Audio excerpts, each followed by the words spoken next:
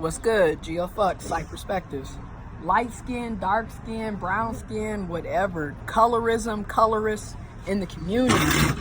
Pertaining to the black community and people of color community, but particularly within the black community, this happens a lot. And it's unfortunate, but it happens a lot. And I feel like I have to talk about it. So the whole situation with CB, Chris Brown, first of all, I'm just gonna go on and say what I gotta say. Some of y'all gonna like it, some of y'all gonna disapprove. Doesn't really matter to me. Chris Brown has been problematic for years. I think it's been over 10 years now.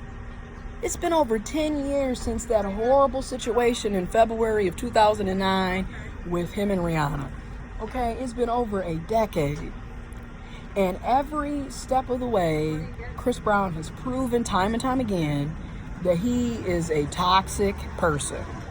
If he's not physically abusing somebody or physically assaulting somebody, he's always harassing, cyberbullying, saying ignorant things, hurtful things.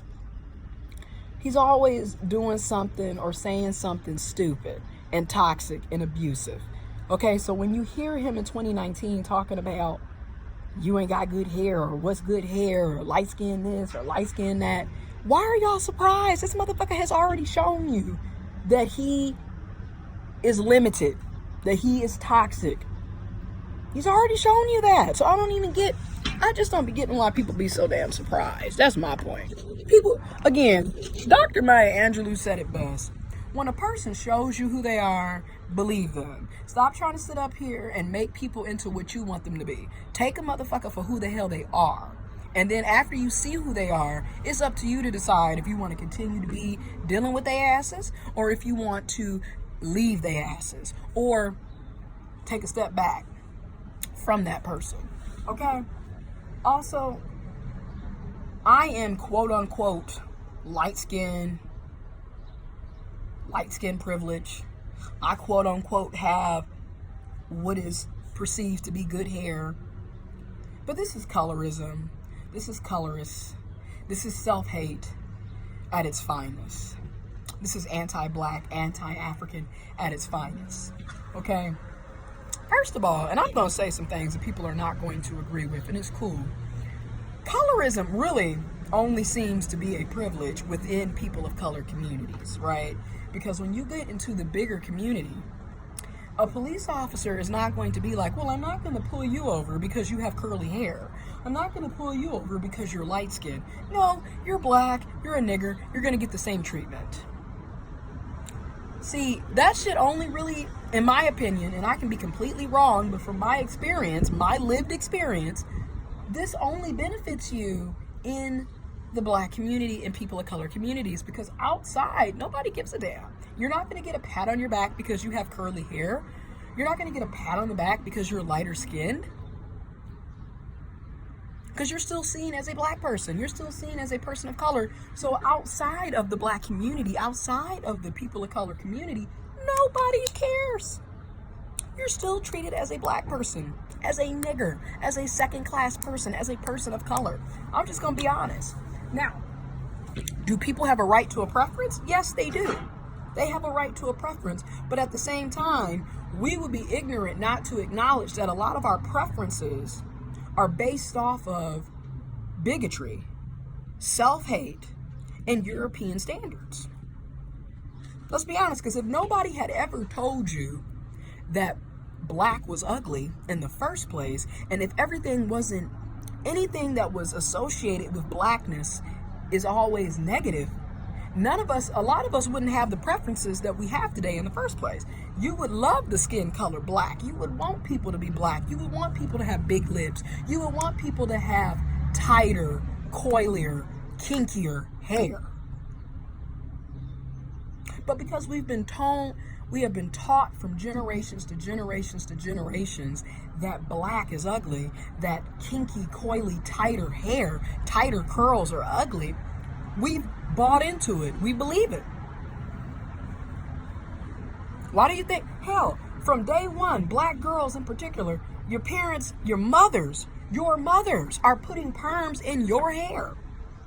Okay? Just for me. Kitty perms and shit. Burning your damn hair off. And then you wondering why your hair is not healthy. It isn't because you have tighter hair. It isn't because your hair is quote unquote nappy. It's because nobody taught you how to love yourself and how to love your hair or how to take care of your hair. Instead, it's been, you got to wear protective styles. You got to have perms and relaxers. You got to hot comb. You got to do this. You got to do that. You got to put weave. You got to do this. You got to do that. So a lot of us have been brought up in a constant self-hate. I'm dealing with self-hate every single day. Okay, because I grew up not liking how I looked. And I'm quote unquote light skinned. I grew up not liking my hair, and I got quote unquote good hair.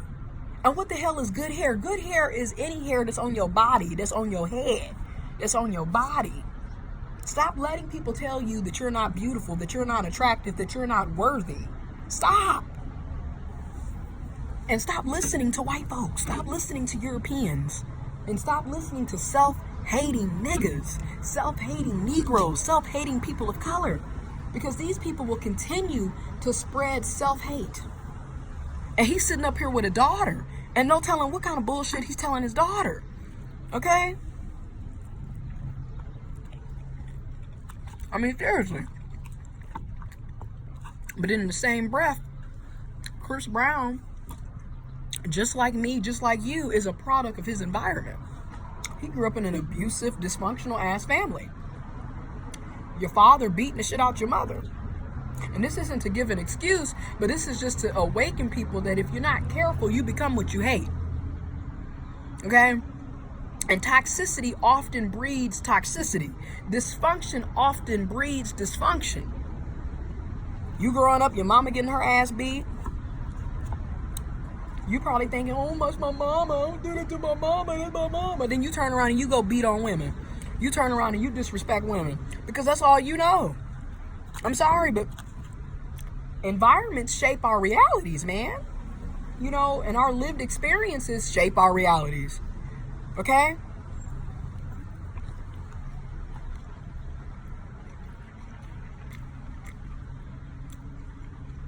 But at the end of the day, I don't know why y'all surprised with Chris Brown. He's already shown you over the past 10 years that he got issues and he's toxic.